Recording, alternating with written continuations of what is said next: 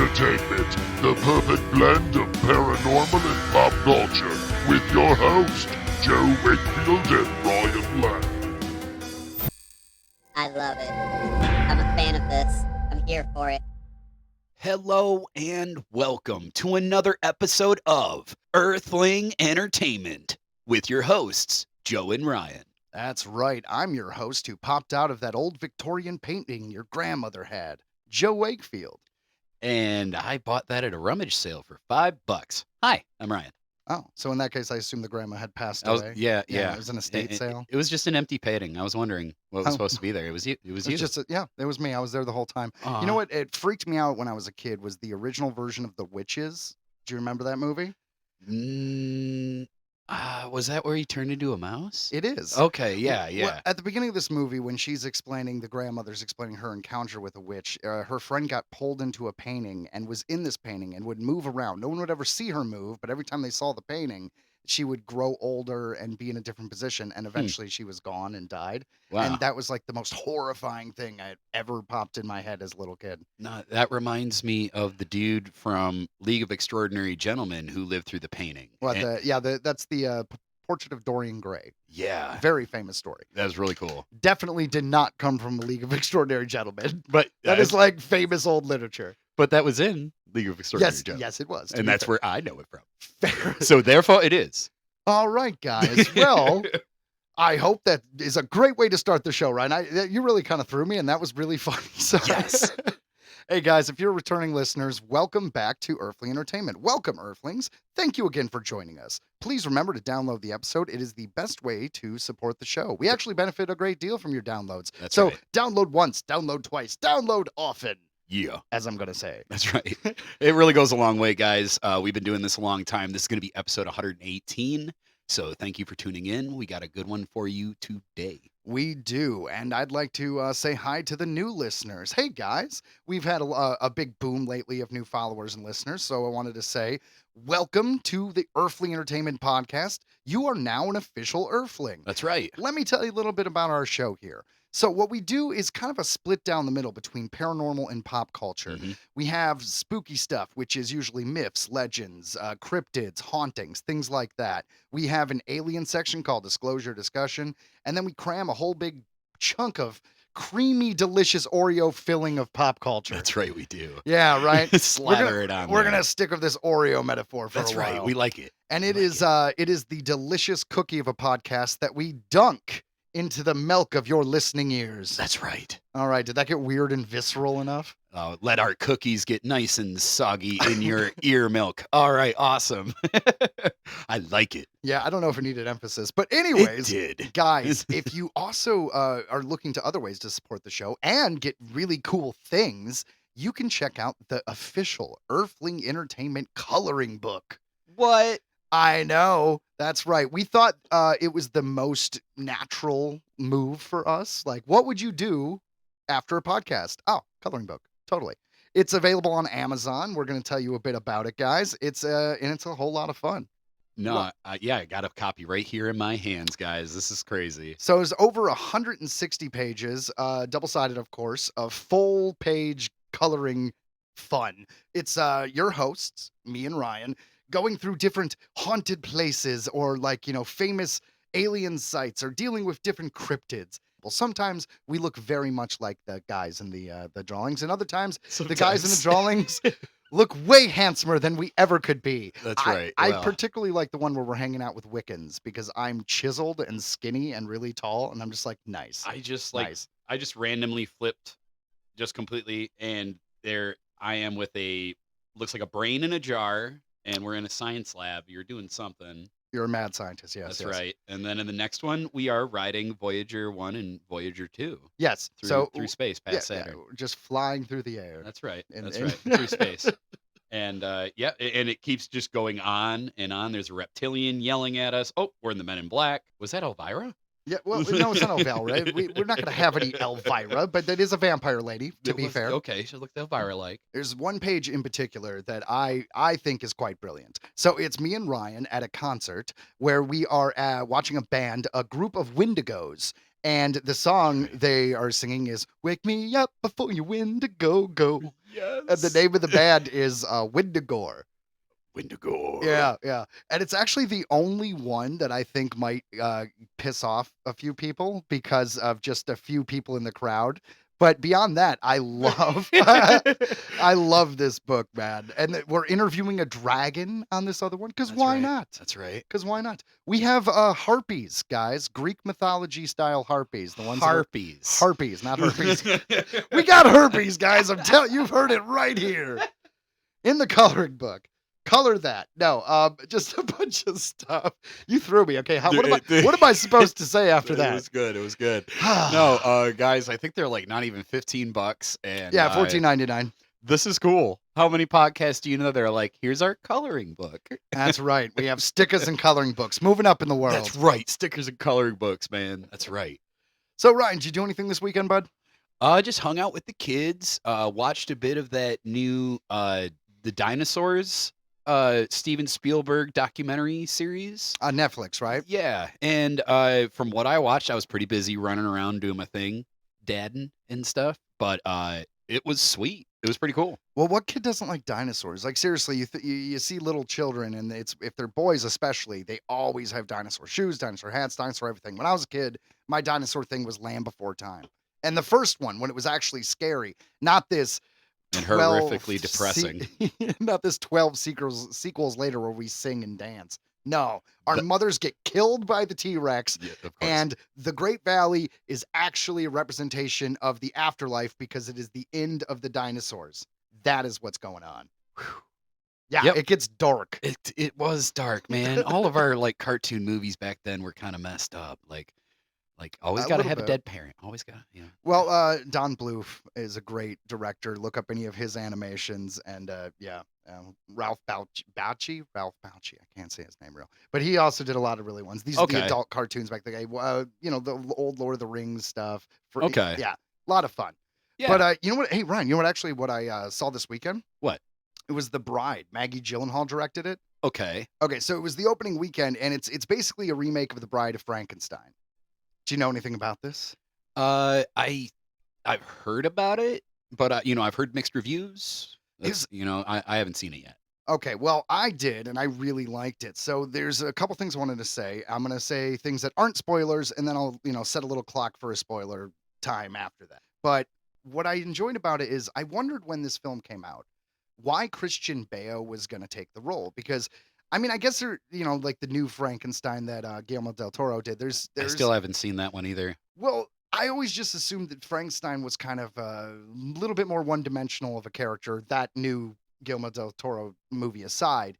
And I wondered why Christian Bale would do it. And then I realized after watching the movie, like, no, he had a lot to do, man. He chewed the scenery. He was sad. He was angry. He was happy. There actually was like an emotional arc and motivation. Did he speak? Of course, he spoke Yeah. through the whole thing. Yeah, he was actually a well-rounded character and very sympathetic and a lover of film. There was a lot to do with old movies because this took place in like the 20s, 30s time, and he went to the movies all the time. There was a movie star in particular that he credited for getting him through the hard times and loneliness before meeting the bride. And that was Jake Gyllenhaal, which makes sense. Maggie Gyllenhaal, his sister, directed the film. And the bride herself, it was kind of a fun character. Originally, the design kind of threw me because she has this kind of black ink coming from the side of her mouth. But even that logically made sense in the story. Yeah. Yeah, they did a really good job with all of that. And it was creepy and fun. It definitely was, it felt a little Bonnie and Clyde, like On the Run, like love story, one of those. Yeah, I remember I saw the original, like the old, Bride of Frankenstein, and I remember being shocked because like the difference between Frankenstein in the first one to Bride of Frankenstein, he talks so much more. And he moves so quickly. I remember like always being so shocked by that. Like if you watch like the old 30s ones, like he actually, like you said, was more articulate than like I feel like he's been depicted in pop culture growing up and stuff like that, Totally. And so it's interesting. So they went even further with that. Oh, and Jessie Buckley, who played the bride, and she doesn't just play the bride; she also plays Mary Shelley, the writer of Frankenstein, Yep. which was a fun little twist in there. And well, she did great, man. And I had not actually been aware of her work before. And then I looked at her credits, and it's like, oh, I do know you. She was the lead in the Dark Pictures anthology video game, The Devil in Me, which was where they go to the murder castle. Cool. Yeah, so it was a cinematic kind of horror movie version of the video game, kind of like Until Dawn, but really cool. And that was all I ever saw her before. But her performance in this film in particular is amazing. I want to say a little bit more, but I would jump into spoilery territory. So I'm going to set the clock for 1 minute. Okay, here we go. And we're going to do the spoilers. So guys, if you don't want to hear anything that could be conceived as spoilery, jump ahead 1 minute because that's all we're going to talk for. So what kind of surprised me is the fact that Mary Shelley, the writer of Frankenstein, was possessing this girl, and she kind of had a split personality between her real personality and Mary Shelley throughout the film. And they illustrated that by her cutting into a British accent randomly. So she would be like freaking out and like say really articulate things in a British accent and then be like, I don't know what's going on. And her confusion throughout the film of being like basically reborn as a dead person, it really played well with me. It was a fun thing. I didn't know if it would work at first, but it ended up working. But I'm just confused of whether Mary Shelley existed in the film or not, because how could she be possessed and write Frankenstein? If she wrote Frankenstein, then how is Frankenstein real? Is Frankenstein based on a real thing that happened to her? So there were some questions that I didn't quite get, but I did really enjoy the ride, I will say. And Nice. that's the end of the spoiler section. Yeah, and it's funny, once again, I throw back to the original, the woman who wrote those books, Mary Shelley. she did the opening scene in Bride of Frankenstein, Well, she did in this one as well. and she was the bride in that film as well, which is Well, that's what I meant when I said yeah. it was a much more of a remake than Yeah. I thought it was going to be. Yeah, Because from the previews, you thought it'd be a completely unique take, and they took a lot from that original. they really did. Well, when Sounds they like. electrocuted the bride in the original, and she got the white in her hair, and they're like, Yep. "Oh, that happened when we brought you back." Well, in this, it was the ink on the side of the face. It was Okay, like it was like, cool. oh, the whatever, a bombing fluid, whatever they put in her, she Mhm. spit out, and it like stained the side of her cheek. I appreciate the creativity, especially with a remake. You know what I mean? Basically, like you said, it's kind of less of a remake, but sort of is. They just did a lot of A Tip- reimagining, if you will. yes. No, it sounds cool. It was cool. And guys, I actually encourage you to go out and see it. Go see that movie. If that movie doesn't sound good to you, see a different movie. But support theaters and check it out. And if you're in the Michigan area, make sure to check out MJR Theaters. Don't just see the movies, experience the movies in IMAX at the MJR Troy and MJR Southgate Cinemas. See the movies like never before in stunning 4K laser IMAX projection on a massive screen. Feel the movies with heart-pounding IMAX precision sound and experience true movie-going bliss in our fully powered luxury recliner seats. Get your IMAX tickets at mjrtheaters.com for the world's most immersive film experience. Now featured at the MJR Troy and Southgate Cinemas. Ha ha! Go to the movies. And with that, guys, we're going to start our first section, which is, of course, a little thing we lovingly call spooky stuff. The Red Ghost. It just sounds badass. I'm sorry. It does. It's sweet. Yeah. Yeah. Also known as Phantasma Colorado.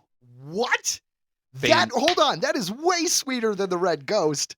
Phantasma Colorado. Oh my God. That's like a stripper name, or like the bartender. Ooh, or it's the bartender who drives a motorcycle cross country, protecting people and turning what went I wrong right and was saving going to say, the it sounds like a maiden. superhero. Yeah, Yeah. Phantasma. Fantastic.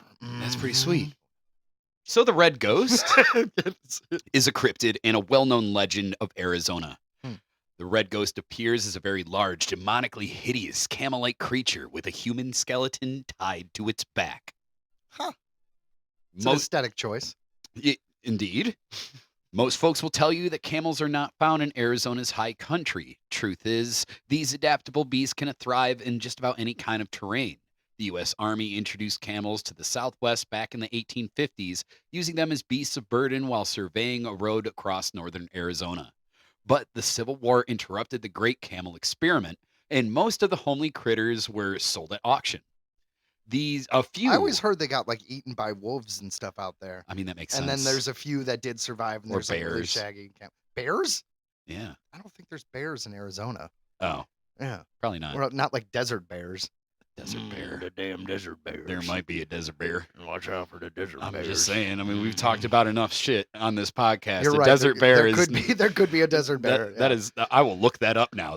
Stay tuned for next week. Desert bear. Hey man, I'm in. I'm here for it. Find a desert bear. Desert bear.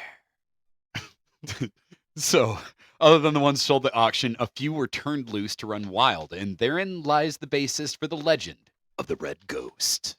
Dun dun dun! A pissed off feral camel from the army. Watch out, they spit.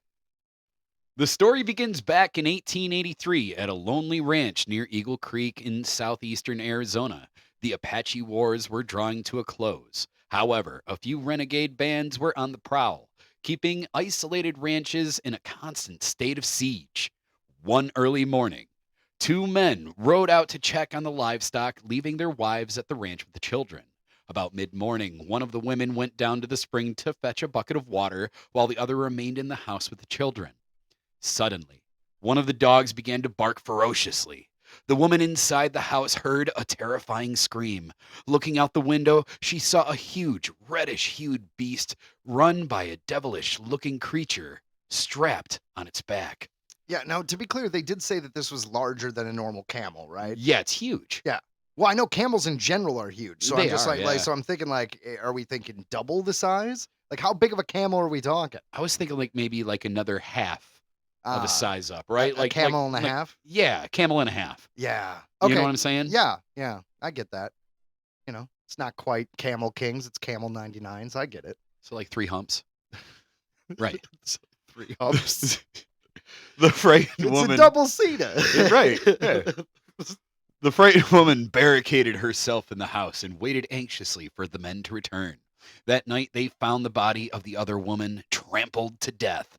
Next day, tracks were found, cloven hoof prints much larger than those of a horse, along with long strands of reddish hair. Dun, dun, dun.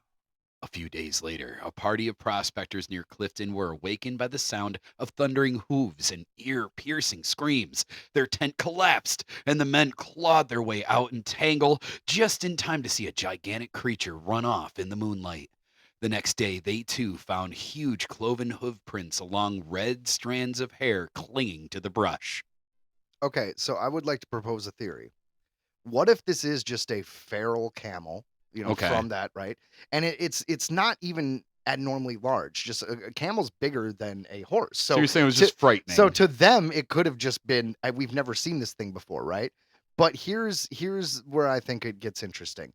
There was a rider on this camel who strapped Yes. himself on real tight after he was probably shot or wounded, maybe bit by his snake, and he didn't want to fall off the camel before getting back to town. strapped so on he- real good. So he strapped himself on real good. Now, obviously, this man died. And years upon years later have passed with this man still strapped to this camel, except it rotted away and is now just kind of this gory skeleton. Meanwhile, this camel, probably being pissed off that it has a guy strapped to it, and because you're feral, running around, that's where this myth comes from. And it's totally possible. They found a whale that had like a harpoon in it from the 1700s that's still alive. I did hear about that. So, That's- so there's no freaking reason crazy. there's not a cowboy strapped to a camel. I mean, it's not that far-fetched, right? Yeah, I was thinking that as I was going through this as well. So naturally, these stories grew and were told by the locals. One man claimed he saw the beast kill and eat a grizzly bear. See? Bears. Okay. Are there Arizona bears? Maybe I'm the asshole. I guess so. Another insisted he had chased the red ghost, only to have it disappear before his eyes. Now, see, that would be impressive. Like a giant animal just disappearing. Maybe it was a mirage. Maybe. Or maybe it was the red ghost. Duh. A few months after the incident with the prospectors, Cyrus Hamblin, a rancher in the Salt River, rode up on an animal while rounding up cows. Hamblin recognized the beast as a camel and something tied to its back that resembled the skeleton of a man. Although Hamblin had a reputation as an honest man and one not given to tall tales, many refused to believe his story.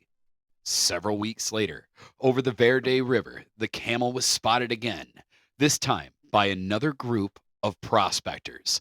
They too saw something attached to the animal's back.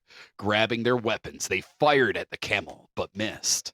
The animal bolted and ran, causing a piece of the strange object to fall to the ground. What the miners saw made the hair bristle on their necks. On the ground lay a human skull with some parts of the flesh and hair still attached. I love this story. I am not convinced that it is a cryptid at all. I really think there was just a dead guy tied to a camel. And now he's just a headless guy, and that's where the headless horseman came from. Was from See, they were it just all like, comes well, full circle. That right? camel eventually made its way to New York. That's exactly what happened. And that is where the headless horseman story came from. All right, well, we solved this one. Yep, we guys did. You can go home. We got this. A few days later, the red ghost struck again. This time, the victims were teamsters camped by a lonely road. They said they were awakened in the middle of the night by a loud scream. According to the terrified drivers, a creature at least 30 feet tall knocked over 2 freight wagons and generally raised hell with the camp. Okay, a 30-foot tall camel would be impressive, but I kind of feel like that guy was drunk. No. The men ran for their lives and hid in the brush. Returning the next day, they found cloven hoof prints and red strands of hair. About a year later, a cowboy near Phoenix came upon the red ghost eating grass in a corral. He built a fast loop in his rope and tossed it over the camel's head. Suddenly, the angry beast turned and charged. The cowboy's horse tried to dodge, but to no avail. Horse and rider went down, and as the camel galloped off in a cloud of dust, the astonished cowboy recognized the skeletal remains of a man lashed to its back. Gary. Damn it, Gary. During the next few years, stories of the red ghost grew to legendary proportions. The creature made its last appearance 9 years later in eastern Arizona. A rancher awoke one morning and saw a huge animal casually grazing in his garden. He drew a careful bead with his trusty Winchester and dropped the beast with one shot. An examination of the corpse convinced all that this was indeed the fabled red ghost. The animal's back was heavily scarred from rawhide straps that had been used to tie down the body of a man. Oh, okay. Some of the leather strands had cut into the camel's flesh, but now the human body came to be attached to the back of the camel's remains is a cruel mystery to this day. How is this a cryptid? This is a really cool story. It's a really cool legend. It's a cool legend. It's All a right. legend. All right. Because at first I was like, is this like a Knocklavie? Because like a Knocklavie, for those of you who don't know, is a Scottish folklore, and it is kind of like a sea creature that's like a horse that's kind of fleshy, and then out of the middle of its back is like the top half of a human Yeah. who is also very fleshy and has one eye, and it's horrifying. So I No. was like, I thought that's what we were going with at first, but it's like, nope, just a dude tied to the back of a camel. And I don't often like leave off like that, leave it like that, but I wanted to let that we still do legends, and legends are sweet. True. We talk about it. You know what I mean? So this one was a fun one to find, and let us know what you guys think. And I'm always wanting to hear if there's like, why are you guys not doing this one? Let us know. Earthling Entertainment Podcast. If there's something that we haven't covered that you may have come across. That's right. Earthling Entertainment Podcast at gmail.com. We would love to hear from you guys. Any UFO stories, any new cryptids, any ghost stories. Have you encountered a ghost? Do you want to be heard? What color ghost? We would love to know. Absolutely, guys. Oh, and one last thing. I'm pretty sure the Red Ghost is, they based a character on Venture Brothers off of the Red Ghost. Really? I think so, man. It's just the same. It's a red horse and a skeleton guy riding it. And That's crazy. yeah, it's a lot of fun. See, so like I said, a good legend never dies. A good legend never dies. That's right. Legends never die. Wasn't that Sandlot? I don't remember. I believe that was. Do you know I how many believe that was. Sandlot movies there are? I'm sure you do. They made 3 of them, Ryan. I'll bet they did. Hey, I like pop culture. I like movies, and I like knowing about obscure sequels. And that's a perfect transition to get us to the next part of the show, which is, of course, the Earth Pop Report, talking about everything to do with Earth pop culture. Woo! Here we go. Well, believe it or not, it's actually been quite a slow news week. Really? Yeah, we actually only have 6 topics today. 6 topics. That's it. I know. Don't Oh, worry. We got no. some things to say, though. Okay. All Okay. right. So, number one, kind of a fun piece of casting news. So, it looks like Donald Glover will be voicing Yoshi in the Super Mario Galaxy movie. I did just see that, and that's an exciting announcement because, yeah, that's pretty sweet. I love Donald Glover. I love him from he'll always be Troy Barnes from Community for me. I gotta Okay. be honest. As what it's how I don't know what else to say besides I fell in love with that character. Him and Abed were the best ever. I actually have a mug which is Troy and Abed in the morning. So I've been waiting for the Community movie. None of that has to do with the Mario Brothers movie, but it has to do with Donald Glover. I like him, and this is great. I didn't think Yoshi was going to talk that much. How much is Yoshi going to say? I mean, he doesn't really talk, Right? right? He just makes his noises like gobble. Gobble, And, gobble. yeah, he does like the gobble, and I know that. Yeah, we saw in the preview that he totally eats somebody and poops them out as an egg, like he does in the game. So I mean, So presumably he's not going to talk. yeah, he's just So gonna he's gonna make make sounds. Yoshi noises. Yeah, Okay, that makes sense. I get it. George Clooney played in the first season of South Park, Stan's dog, and He only did. went ruff, ruff. he did. Ruff. In Metalocalypse, they hired James Hetfield, the lead singer of Metallica, to be a lake troll, where all he did was. Good, good. So, guys, are you looking forward to the Super Mario Galaxy movie? I am interested. It's not as good as what I believe the best Mario movie is, but that being said, I'm looking forward to seeing Donald Glover in this. I'm looking forward to the movie. I'm going to take my kids, so it comes out the weekend. I've got them, so I'm totally going to take them. We'll That see works. So I'm going to see it. Well, what are you doing in about, I don't know, 4 years?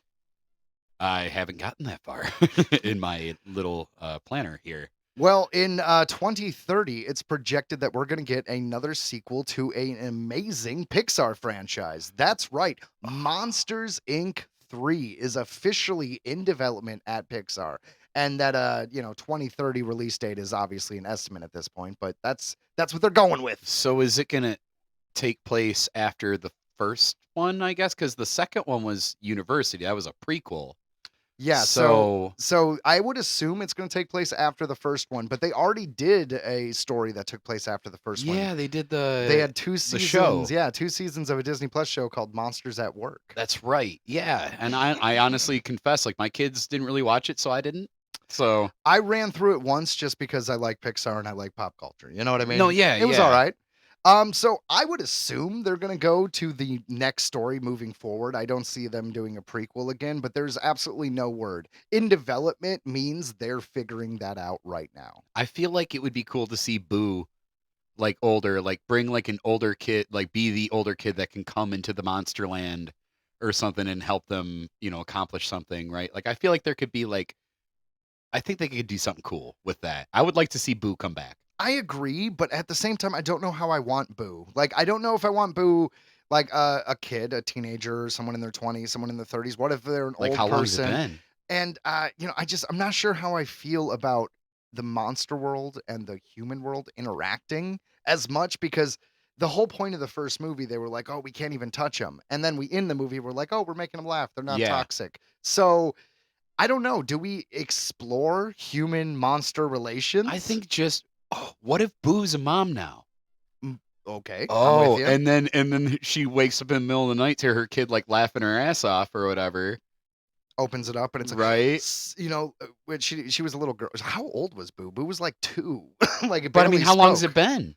Would you remember? I barely remember anything from when I was 2. I have like a few vague images. No, left. I'd say no. She wasn't 2. She was older than that. She barely spoke. Well, how old do you think that character could be? I'd say like 3? 3 or 4. Yeah, that's what I Alright. was like saying. So like by now, like when did Monsters Inc. come out? That was like 2001. 20. That was like 20 something I years think it was ago. 2001. Yeah. Yeah, so she that was can- 25 years ago. So there you go. She could totally be a mom, and then Well- she goes like to check on her kid, and she sees her kid like laughing in the middle of the night, and sees like the monster like scutter off, and maybe she like, I don't know. You know what I think's funny is we cover all the latest news in pop culture and all the geeky and all the nerd stuff and all the things that we can, and you have the most to say about Monsters Inc. 3. Yeah, because well, yeah, I know it. I know this shit. Oh man. Well, you know what? What about this next one? I know the character. I know you haven't seen it. Ted. Do you remember Ted the bear from Seth MacFarlane's movies with My teddy bear. My teddy bear with Mark Wahlberg, of course, those two films. Well, they had a Peacock original series a few years ago, which was one season of Ted, and season 2 dropped on March 5th. Did you see it at all? Nope. I didn't think so. I binged the whole season. I'll bet you did. I did. Was it good? It was good. I have a few thoughts. All right. So honestly, I didn't think it was as good as the first season. So let me start out by saying that. I did really enjoy many aspects of it. I thought that episode 3, it's the one that most people are going to talk about because they did one of those, the old TV show trope of, oh, this is the D&D episode where we're going to be like our fantasy characters because we're playing a D&D game. And it just didn't feel like it fit with the rest of I felt a little robbed. Like I felt like I was robbed of an episode because I love fantasy and I love D&D and I love that trope. But no one can do it better than Todd in the Book of Pure Evil, which is a great show that you guys should watch if you haven't seen it yet. But more than that, I want Ted to be Ted. I want Ted to be the foul-mouthed teddy bear with his best friend John going to high school doing fun shenanigans. And this break from that routine of going on this weird fantasy adventure where, by the way, they are playing D&D to try to appease the dungeon master so he'll be happy that his campaign isn't wasted so he would be in a good mood to sell them weed.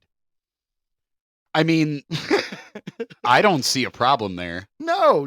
And overall, there was nothing wrong story-wise. It sounds good. It was good. All right. But Ted did what Ted does. They used topics that happened in the time of the show, the early 90s, that may reflect on things that are happening today and make comments on it. Like one of the characters gets pregnant and needs an abortion. Obviously, that gets really political nowadays, so you can imagine. Yeah, what But can you do? they do it funny and they make you think. It's not just a slapstick comedy, although it's dick and fart jokes. That's what it is. That's right. You have to look at it, and I don't want to kind of overblow this show. I'm just saying it's the stupidest intelligent writing you've ever seen, if you know what I mean. No, yeah, everything you've shown me was hilarious, and I've seen tons of clips on TikTok already of the new season. I know I've seen a bunch, so I mean, Well, there's another episode that really reminded us me of our teenage years. Is to get into college, John needs to put something on his like extracurricular activity list. So he joins the play. So he does this play as a small role. He gets a crush on the girl. They're doing their whole thing, blah, blah, blah, blah, blah.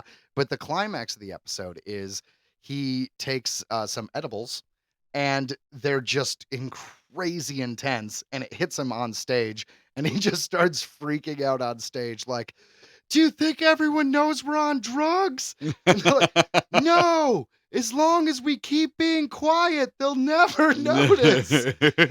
And it really spoke to me. Yeah. It's a good fun old show. The old days, good old days. But the thing is, Seth MacFarlane has stated that there is currently no plans for a season 3. And I actually do believe it because the way season 2 ended was John, the main character, graduates from high school and he is deciding what to do with the next few years of his life. And that they do a fun little poke at Mark Wahlberg here. It shows John looking at a gym and he's like, no, I'm going to go and I'm going to get like fit. Like I'm going to get super worked out, like the kind of worked out where people look at me and they love me and they're kind of worried for me. Well, yeah, Thank little you for projection there. And then they have the narrator and the narrator comes out and he's like, and he did. He got so swole. There was a 5-year period where he never wore a shirt. And it was just obviously joking at the early years of Mark Wahlberg. Mock. And they're like, if you want to know what happens next, well, there's 2 movies. The second one's not so good, but you can check them out. That's so funny. I think the second one's better than the first one. Yeah, well, the run-on joke is the second one is not very good. So if you guys haven't seen Ted, I suggest see season 2 if you like that kind of humor. If you like Seth MacFarlane, you like Family Guy, you like American Dad, you like Ted, you're going to love it. If you're not a fan of those things, there's no point in watching this. It's just more of the same, and it's not going to do anything for you. Well, there you go. Yeah, I mean, I don't know what else to say. Wrapped up in a little teddy bear for y'all. If you hate this crap, this ain't going to be any different. Word. I enjoyed it. But you know what I also enjoyed last year was Alien Earth. It was the television series of the Alien franchise, and it took place pretty much right after Prometheus, but before any of the other films. And it started great. It was really strong. I don't think it ended very well. It ended too much on a cliffhanger. So I guess it's a good thing that they're going to have a season 2, and it starts production in May. So good news to any Alien fans. Did you watch that one? No, dude, it's like I feel so behind because they become so intertwined with Predator, right? Like I feel like Well, Alien Earth has nothing to do with Predator. okay, so I still haven't seen that last one where it was basically it took place at the same time as the original Alien movie. Which one was that? That last one that just came out? Like they say it was like right. Okay, yeah. Like, So let me help you here. timeline. 1979, Alien came out. Yeah. That was the first one in the series. Now after that, we have Alien Romulus in the timeline, not release date. That's the one you're talking about. That takes place between Alien and Aliens. Okay, so it was Romulus. Yeah. Okay. So okay. All right, so Haven't seen that one yet, so I really want to watch that before I do anything. if all the Alien movies are canon, it goes Alien, Alien Covenant, Alien. Holy shit. Okay, it goes Prometheus, yeah, that's right? what I'm saying. Yeah. Okay, so it goes Prometheus, Alien Covenant, Alien, Alien Romulus, Aliens, Alien 3, Alien Resurrection, I believe. Because Yes. because both the Alien vs Predator movies are not canon, although in the last Predator movie, we made Weyland Yutani, the company from Aliens, canon. So I guess Alien Predator is See, that's going what to I'm. be. Yeah, they're And Predator's done so much in these past few years. I haven't seen none of it. I just feel like there's just too Predator is much. great. You got the original with Arnold, then you got the 1992 sequel, right? So then Yeah. Robert Rodriguez With did Danny Glover. thank you, Danny Glover. So then Robert Rodriguez did one called Predators, and that one came out in like the early 2000s. Do you remember that? Yes, and then I saw the Alien vs Predator. Okay, ignore that. Quit trying to think about Alien vs Predator. That is not the same thing at all. Okay. Okay, so it's so it's Predator, Predator 2, Predators. Then we have The Predator, which Shane Black did, and that didn't do really well. I hate the name so much. Then we have Prey. Then we have Predator, Killer of Killers, and then we have Predator, Badlands. see. I love it. I love just stressing you out with all It this. does movie knowledge. stress me out because it's like Predator, the Predator, a Predator. Whoa, look over there! It's a Predator. Like it's like. I'll agree with you that naming sequels the same title as the original film has always annoyed me. Like, why the Yeah. F is Scream 5 just called Scream? Now it's you and I have always agreed on this. It's so lazy. Scream 1, Scream 2, Scream 3, Scream 4, Scream 6. Yeah, Scream 7. screaming, screamer. Screaming. Or no, you know what? Scream 7, even screamier. Oh, screaming-dicious. Okay, I will say though, I did like Scream 7. I'm happy for all its success. I'm down for Scream 8. I don't think Scream 7 made a lot of sense at a lot of different points.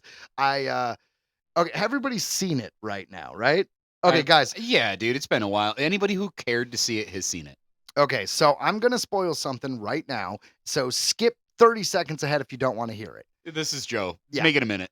No, it's gonna be real quick. Okay. All right, so 30 seconds, ready, go. It's not so much a spoiler because I'm not going to tell you who the killers are, but the bottom line is one of the killers was in one effing scene before he was revealed to be the killer. It was like, oh, it's Jim from from dog walking. Like, okay. All right, I'm done. But like that, I don't know. I like Scream 7. Okay. This has nothing to do with predators or aliens. Not at all. Not at all. We went off. Yeah, we rails. fell down that rabbit hole. Anywho, number 5. So, speaking more about Seth MacFarlane, he has a show called The Orville. Have you heard or seen The Orville? Not at all. So The Orville is like It's called Seth Trek to some circles because it's Seth MacFarlane loves Star Trek, and Yes. it is basically the new the new Star Trek, because actual new Star Trek is not really Star Trek. That's a whole debate for a different day. But the whole idea of a future where we can be optimistic and look into the betterment of humanity, that's kind of Star Trek's bag. And Orville picked up the baton to do that. And this I do know. You're my bad. I just didn't know that's what it was called. I've seen clips like where they discovered cigarettes, and like him and like all the other aliens, they're just like chain smoking like multiple cigarettes at once. Like I saw that clip. Yeah, Bordist is the character you're referring to. By the way, He's hilarious. That actor is in one of the episodes of Ted. I think the first episode. Oh my God, Ted season 2. So he's fun. kind of doing an Adam Sandler. He's like bringing along like kind of like he likes always to work. has, right? A lot of people from the Orville are in Ted. Like, watch out, the ground comes up pretty quick there.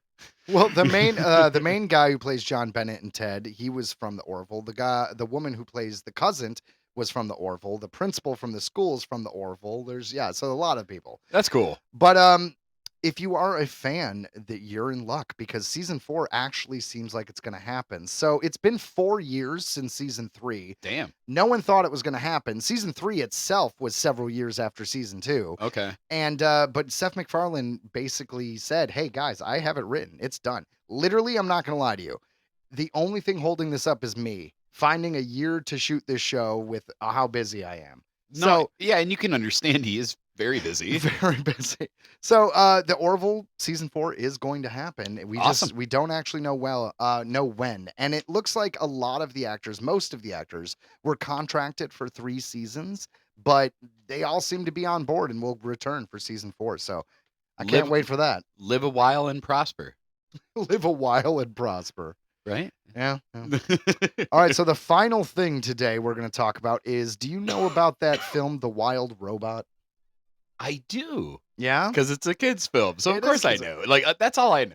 Well, it's based on a book series. There's actually 3 of them. There's The Wild Robot. The second one is The Wild Robot Escapes. And the third one is The Wild Robot. Oh, geez, I don't remember. Lives, Survives, Protects. The Wild Robot Protects. I think that's what it was. Well, long story short, that movie was great. Almost won an Oscar. Lost the Oscar to Flow, which is bull. Flow is, no disrespect to that film, far inferior to The Wild Robot. I want to agree with you. Okay. I'm going to agree. But I feel like it's like where Flow was an artsy film. Last week we talked about that artsy horror that's coming out. And, I was kind of on the other side of the fence. I feel like I'm on the other side of the fence here with this art. I've watched Flow with my kids so many times. They love that movie. And honestly, so do I. Like, and I love Wild Robot. Well, let me just explain my point. I believe Flow won the Oscar because it is known worldwide because there's no talking, Correct. There's no language. So Correct. Anybody in any country can get what's happening. Whereas Wild Robot, even when it's dubbed, is a language film. But Wild Robot, man, it pulled at my heartstrings. It did, and it did not hold back like from death and like No, or understand from anything. Yeah, like how many like when they were in the big snowstorm, they dug and like they would just shake their head like, nope, this one's dead. like everybody had to There were deal little with that. Well, what was it? Catherine O'Hara, bless her soul, she's passed on. Catherine O'Hara, she played a possum in that film. No shit, that was her. I didn't know that was her. Yeah. So at one point early in the film, she has like 6 kids, and she's like, as a mother of 6 kids, and you hear, ah! And she's like, 5 kids. Yes, dude. They were they didn't even hold back. By the way, kids, people die. To be fair, that child did come back, but I hear you. Okay, yes. Well, the point of bringing this up is, by the way, Wild Robot should have won the Oscar. I don't like Flow. The Wild That was Robot sweet. Escapes, the sequel, is in active development at DreamWorks. So good news there. I'm happy to see that animated film. It's going to be a while, but cool. No, and it just was a beautiful film from front to finish. It was a great story. It had a great beginning, middle. I argued a little bit with her choice to like come back and then like have this huge battle go on and then just be like, you know what, now I'm gonna leave. But I get it. That was her character growth. But I couldn't help but be like, what's so you got all the animals to fight a giant battle versus this robots just to go with the robots anyways. Yeah, way to get people killed, General. I couldn't help but feel that way a little bit, but I get it. It was character growth, but I get it. Oh, fair enough. But that's it, man. That's all the news we got today of the Earth Pop Report. Yeah, that's pretty much all we have written here. The only thing I can in the Pokemon report. Ooh, you got some is Pokemon news? So as I had stated last week, they've announced the new starter Pokemon, and the new one is coming up. These new news is that the all of the evolutions are going to be announced very soon, and I'm excited for this. Are they still 3? Is it still like, Yes. small, middle, large? Yep, exactly. Yep, it's going to have a stage, a stage 1 and a stage 2.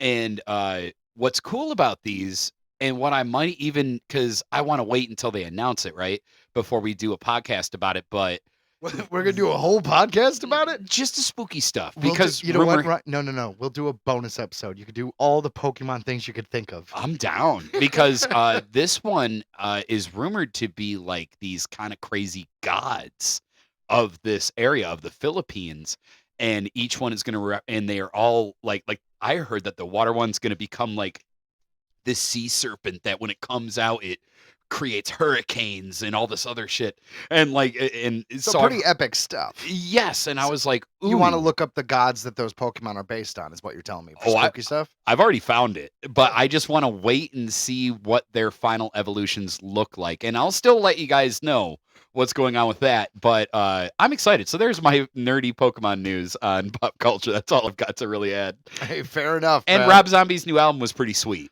Yeah, Rob Zombie's new album, was it The Great Satan. The Great Satan? Or I wanted to say Hail. It just feels like that's what the word Right. that comes before that. All right. It was good. It Tell was me really about good. Really heavy. They've got Riggs back. Riggs was the guitarist from White Zombie? not White Zombie, I don't believe, but he was definitely on Hellbilly Deluxe, which was like the famous one with Dragula, Living Dead Girl. So all the classic Rob Zombie guitar riffs, Sure. you get those back on this album. And he does what he does, man. First half's heavy, second half's weird. Well, Rob Zombie's weird, man. All his movies are weird. I know you're a big fan of House of a Thousand Corpses. Did you like any Big. of his other films? I mean, yeah. When it comes to, of course, Devil's Rejects is amazing. Devil's Rejects, I would arguably say, is his best film. I agree. And when it comes to Three from Hell, I feel like that was just kind of a, hey, one last hurrah. Nothing. I'm glad that they got to do it. You know. Three from Hell, guys, if you don't know, is the end of the Firefly family trilogy, which is House of a Thousand Corpses, The Devil's Rejects, Three from Hell. And it felt like as a fan, I was watching my heroes get to have fun together one last time. That's how I took it. The movie wasn't that great, but it was cool to see them do it, if that makes sense. It's the only Rob Zombie film I've never seen, and I bought it. I have it. I have it on Blu-ray and I have it on digital. I just slipped through the cracks. Like I said, it's not the greatest. You know what is, I'm though? glad they did it. You know what is very underrated is 31. I really liked Rob Zombie's 31. That was literally going to be my next one. So 31 is for the 31st. It's a Halloween film, and it's kind of one of those what do you say, game of death situations. Yeah, and it didn't take much to really set the premise. They honestly shot it like really cheaply, I think. They only had a few locations, right? And but to me what shines in that film is that first scene. This first With the complete priest? this monologue from Doomhead. And I got to be I went into like one of those things where people can ask at a Comic-Con. It was at a horror con that I went to. And I got to be in the same room with this guy. And let me tell you, he is just as scary in person as he is on screen. He's an intense actor. And he does this whole monologue, and it's just so brilliant. And I actually argue the best part of the film, unfortunately, that for me anyway, is just this opening monologue. And it's just like him just being like, because you're from the POV of the dude, and you're tied in a chair, and this psychopath is telling you how he's gonna kill you, and he's just like, all in all, you've had a good run, and he's like, and he holds up this giant axe. I should apologize in advance for not sharpening this. it's gonna take a couple of extra whacks. So the character Ryan's talking about is Doomhead, and he is played by Richard Brack. Dude, he's intense. Yeah, he is. He's a good actor. He most recently was in Cold Storage, which is a good film that I suggest you guys go see, too. Oh, he's been in so many films. I think he was in a Tremors film. I think he was in, like, Tremors 7. Yep. Shrieker Island, I think was the name. Yeah, him and Bill Moseley, I feel like have like it's in Rob A good Zombie's. rapport, yeah. They do. They work Yeah. together a lot. Yeah. Definitely. Well, man, that's enough horrors for right now. Giggity. Let's talk a little bit about some extraterrestrials. Let's get some aliens up in here. Let's do it. Disclosure discussion. Ha ha ha ha. It's about aliens and stuff. All right, guys, this brings us to disclosure discussion, where it's all about aliens. All about them. And there has been I feel like just a flood of information, right? Like we keep getting new videos from like people like Jeremy Corbell, George Knapp, who are just telling us this and that. And I just feel like everything's coming to some kind of head. And everybody has been hinting, I've heard this a lot, about the year 2027. What's going to happen? Who knows? And also, we know this year we've got Steven Spielberg's Disclosure Day coming out. Which I couldn't be more excited for. Me too. So it feels like there's just a whole lot really like I said, coming to some kind of head. We're building to something. I get it. It feels like it's all a culmination of stuff. More than ever. So let me just jump right in here on a planet-sized object approaching Earth.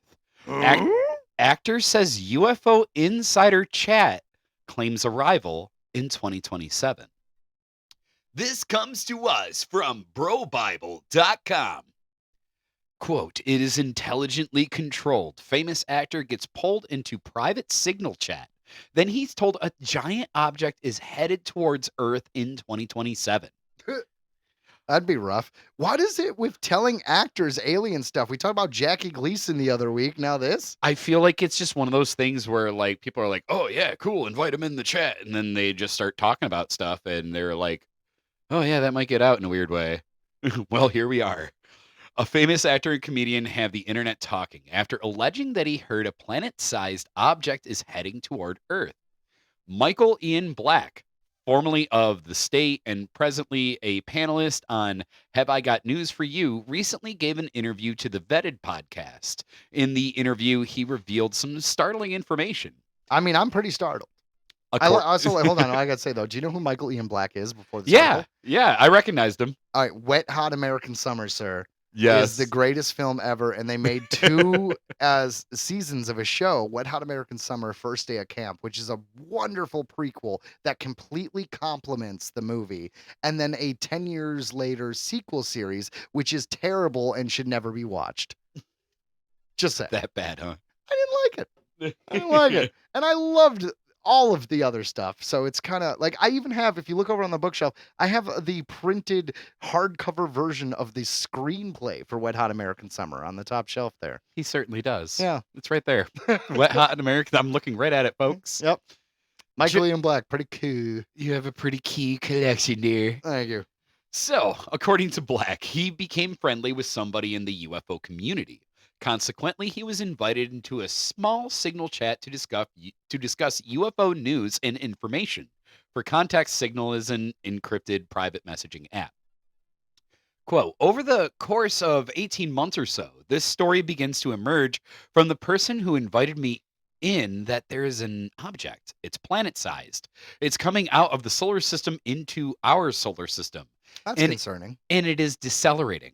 It has been decelerating for a couple of years, I think, at that point, and it's expected to enter our solar system around 2027, Black states. Now, we've talked about this before. Remember where we had supposedly saw something that basically halted in its tracks and started heading this way.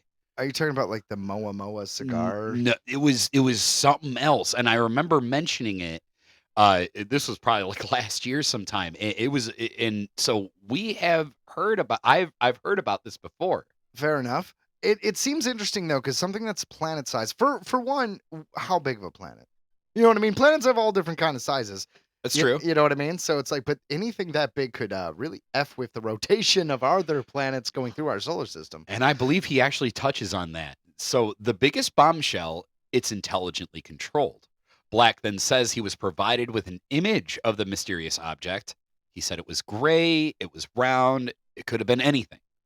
Initially, Black says he expressed skepticism about this story. He said, as soon as I heard it was planet-sized, I was like, wait, that doesn't make sense to me at all, because it seems to me that if you have a planet-sized object entering your solar system, other planets are going to feel that. Yeah, Like- that's going to affect things. It's gravitational pull, everything. We're going to see that. It's going to show up, he says. Then again, just because something's planet-sized doesn't mean it's planet-sized mass, so I don't know. I mean, maybe he's referring to density. I don't Yeah, know. I don't maybe know if that that- really matters. I don't know either. I just feel like he's right, though. Like, if we can see Pluto on a telescope, we should be able to see this thing then. Who says we haven't? Well, I Did- don't know. Have you busted out your telescope? I bust out my telescope all the time, That's sir. right. Did you see that blood moon the other day? No, I didn't. You I missed did not. the lunar eclipse? Yeah, I guess I did. You just got to wait a couple more years for the next one, I guess. I guess I'll wait. I got to see that. I got to see that totality eclipse. Oh, I got to stare right at it. No glasses. that seems ill-advised. No, it was a total. It was a total thing. You were able to do it for just a couple seconds, and I did. It seems ill-advised. I did it. All right. Black then references a video released by ufologist Jeremy Corbell. In this video, Corbell states that the governments of the world would soon be pushing a lie that there's an object approaching Earth and that it'll be here in 2027. Black isn't sure what to make of this, but he calls it a huge data point. In a blog post, Black stated that he tends to favor Corbell's explanation.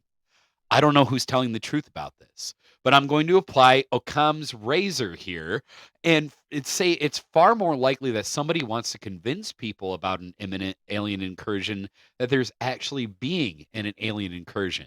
So I'm siding with Corbell on this one. Black writes. I actually agree, man. I feel Me like too. a scare tactic, like pass this law, fund this weapon, whatever it is, because there's aliens makes more sense. And as much as I want aliens to come to Earth, I don't know if that's going to happen anytime soon, because why now? They thousands years ago, thousands years in the future, you know what I mean? Yes. Why, 2027 seems like if there's people talking about something happening this year, it seems like we're making up the reason why it would happen up this year. So we're the people behind it, right? I don't know. And that's why I felt it was important to mention this article. I saw that it was making a few rounds, and I was like, you know what? It's very rare that we talk about something that it's like, no, actually, this is probably BS. You know what I mean? Because disclosure, it's important to be a skeptic. You know what I have mean? to, because if you believe Yes. everything, then it's just nonsense. Correct. So that's why I liked this one, and I'm like, we should talk about it. So, why the year 2027? The real answer is it's just a year that's been passed around UFO circles for some time. While discussions of 2027 became more popular last year, Black notes himself that his blog post that several others in the UFO community, excuse me, have spent years referencing the 2026 to 2027 time period as important. In fact, in 2023, a thread on Reddit's Aliens noted the popularity of the year 2027. The post simply asks, what's the deal with 2027? What's the deal with 2027? What's next, 2028? Oh my God. Commenters in the thread seem to come to the consensus that the selection of the year was somewhat arbitrary. Yeah, it's kind of like every few years you hear like, this is the year the world is going to end. I mean, yeah, we've had so many, right? Yeah. You know, I mean, I guess we haven't been lifted up into the heavens yet. We've had like a number of those in the past couple decades. So Of just like, this is Armageddon. this is it. You If know, it actually happens, it's going to catch us by surprise, because it's like the boy who cried wolf. There's so many times you tell me the world's going to end. When it finally ends, I'm just going to be at the point where I don't believe you. and then all of a sudden, just Joe rises up and like, whoa, Hey, I could rise up. I'm a good person. You are. That's what I'm I saying, don't yeah. follow any particular religion, so that might be an issue. But that being said, I don't kill, murder, rape, steal, or any of those bad things that all the religions tell you not to do. Good for you. Although I can't lie, I do covet the mansions and the pools. I really want one of those rock waterfall kind of pools in my backyard. And then you think about how much it would take to keep up, and you're like, "Fuck it, I'll go to a Sandals." That's true. Yeah, Just the sandals. chlorine alone would cost so much. From what I hear, sandals is the shit. You know? That's funny because I think it's the Walmart of resorts. Like, I hear it's good. All I right. hear it's good. All right. Well, that's it for aliens, guys. I guess that's it for aliens. But yeah, like I said, be a skeptic when we're doing research. That's why I wanted to include that story today, because is it gonna happen? Probably not. But could it? Maybe. All But right. we'll see. All right. The theme for this episode is bullshit. Bullshit. Ryan's giving us fake cryptids and fake It aliens. was a legend. You always include. Maybe it's a legend. Maybe it is. Well, Maybe it is. today it was. All right. All I'm saying, Ryan, is it's a bit of a weird episode. It is a weird one, but I like weird. I do too. And in fact, we like to end the show with weird stuff. Real world weird. Let's end with some goofiness. The pigeons own it now.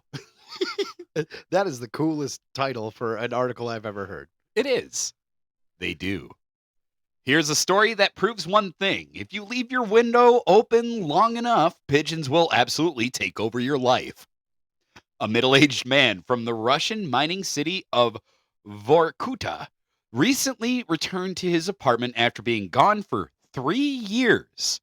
He had left town to work in Siberia, and when he left, he forgot to close one of his windows. That's all the local pigeons needed. When the man finally came back, he discovered his apartment had been completely taken over. Dozens of pigeons were perched on the furniture like they owned the place. The floor was covered in feathers and droppings, and nests had been built throughout the apartment.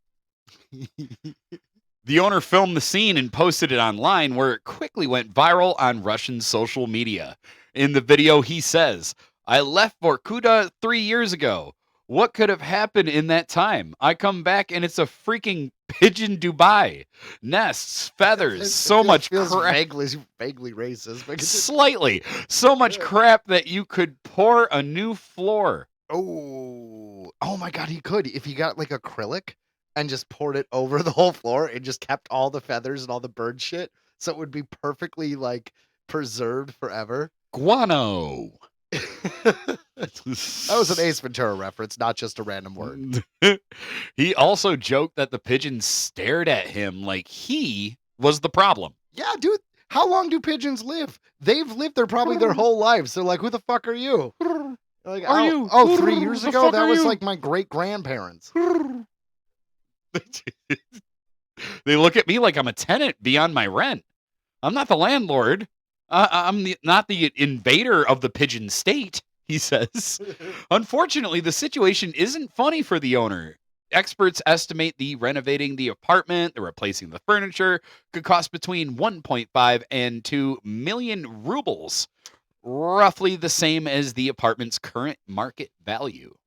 I genuinely have no idea what that would be. No, I mean, In- that in sounds our like currency. a lot. Hold on, Sounds yeah. like a lot.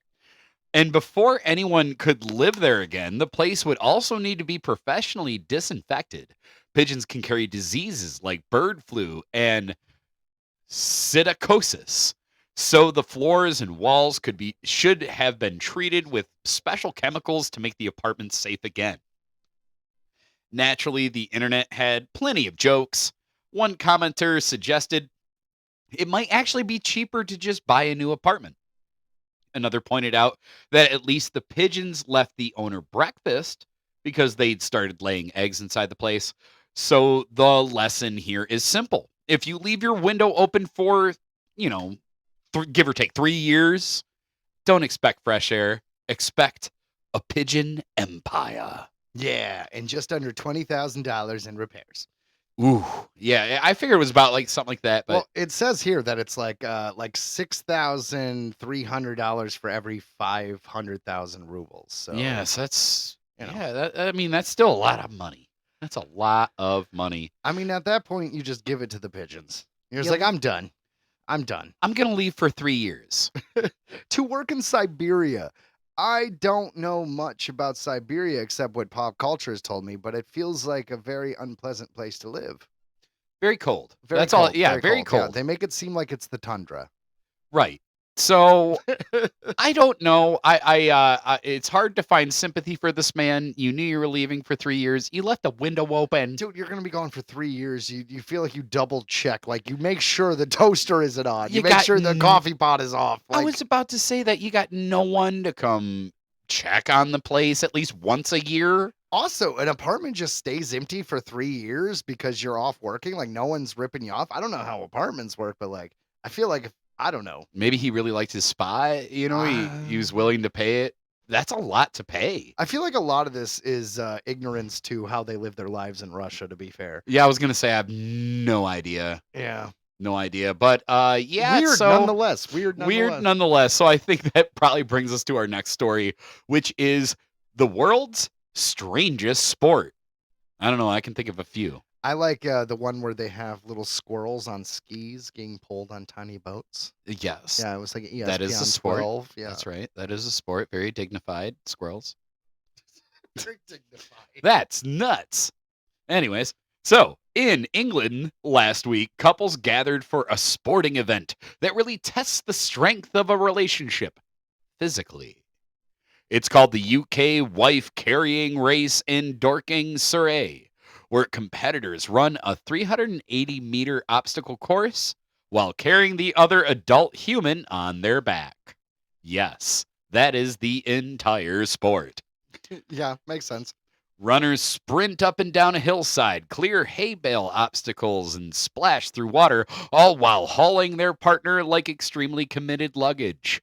And the person being carried doesn't actually have to be your wife. It can be anyone, as long as they weigh at least 110 pounds. If they don't, organizers literally make them wear a backpack full of flour or water to hit the minimum weight. I mean, that makes sense. Way back when in Cub Scouts, when you had the Pinewood Derby, That's right. They weighed them. They made sure Yep. that they were all equal weight, That's and right. they would chip away or add things to make it equal. I get it. Yeah. You know, my dad was a son of a bitch, and he was like, "Let's cut a hole and we'll put a coin in there last minute."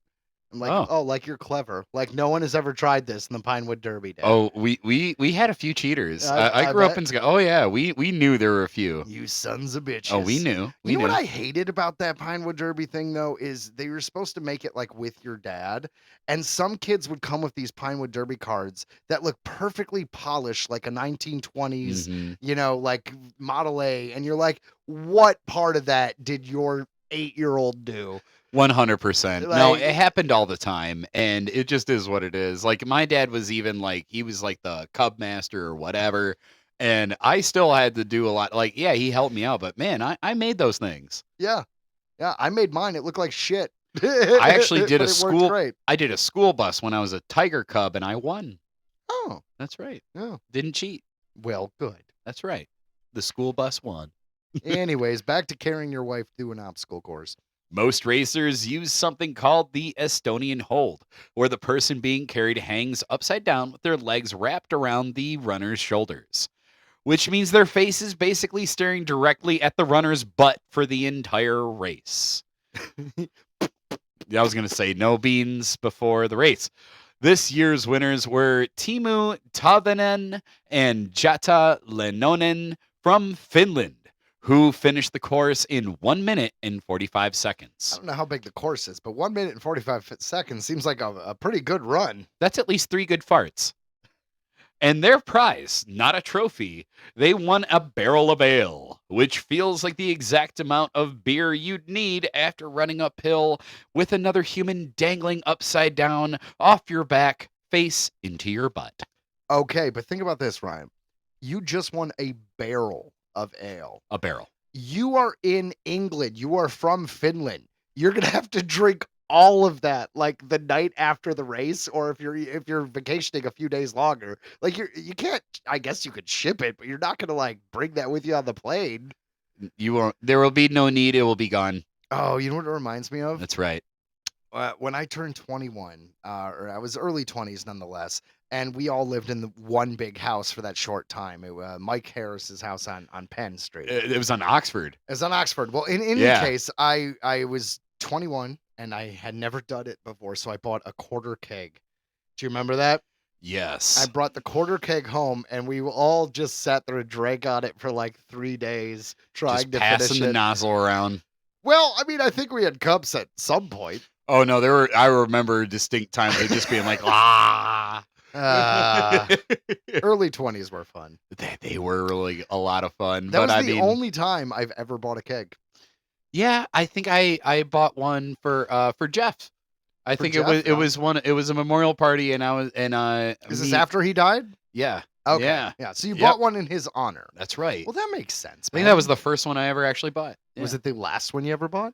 I think so. Yeah, the first and last. I guess TVs and movies made it seem like buying kegs for parties was a normal thing. And No, maybe yeah. it was in the 70s, and then we started buying more like cases of beer, and it kind of took over.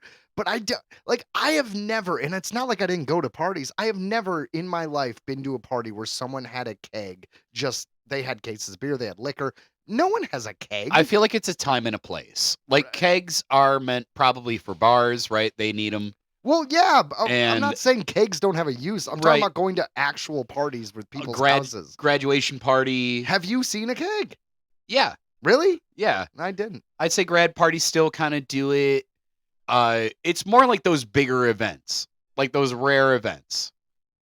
I don't know. Maybe it's because I've never been a crazy drinker, but I haven't been anywhere where that was like a regular thing. It's still a novelty was the only point I was trying to make. It is kind of a novelty. I mean, come on, Slipknot uses it for percussion, like they always have. Fair enough. Well, guys, that brings us to the end of the show, and we hope you liked it. I hope you enjoyed it. Please remember to hit that download button wherever you get your podcasts. In fact, you could hit it everywhere where you get your podcasts. Just download it 10 times. Nothing's stopping you. No, and that's true. But honestly, the best thing you can do is share us with someone else. Be like, guys, do you like UFOs? Do you like spooky stories? Do you like knowing about new entertainment news and stuff like that? Share us with a friend, with a coworker. We would love that. And that's honestly the best word of mouth we can get. Absolutely. And remember, if you're into paranormal, but you don't want everything to be so intense and you want to have fun with it, this is the show for you. And if you like pop culture, but you only care about the weird, kind of goofy, off the beat stuff, this is the show for you.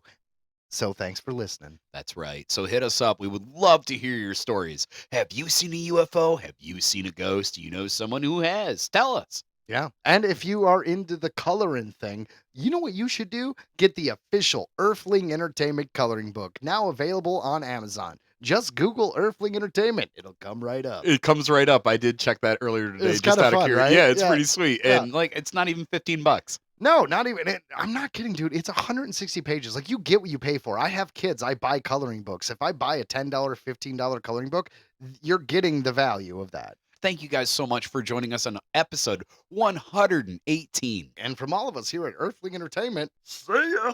And as always, goodbye.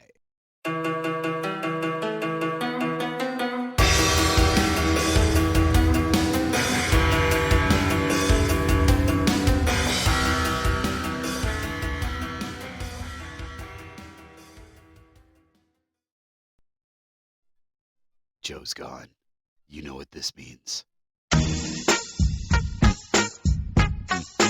Talking about UFOs and other stuff. Gonna keep this up. Let's see how long Oh, that was off. Ah, well. Earthling Entertainment. Earthlings Entertainment.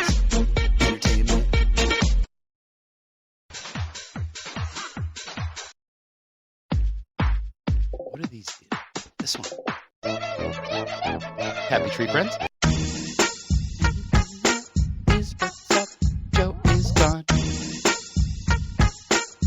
I guess I'll turn this off.